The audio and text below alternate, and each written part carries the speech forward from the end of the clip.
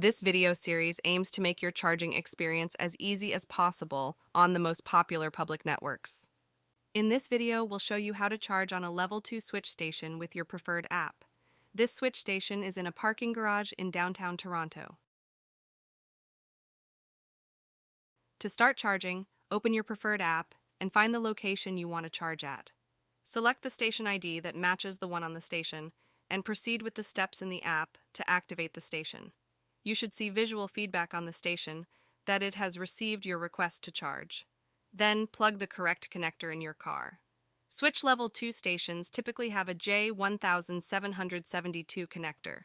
It could take several seconds for the charge to begin. Your app may only receive session updates with some delay. To stop the charge, you must first press the Stop button on the charging station. You should see feedback on the station indicating the charging session was stopped. Then, you'll be able to unplug the connector from your car. Now that you're all charged up, you can be on your way.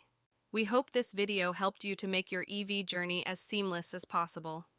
Visit the Agora website to discover how to activate other networks' public charging stations and to learn more about EV roaming and compatible networks.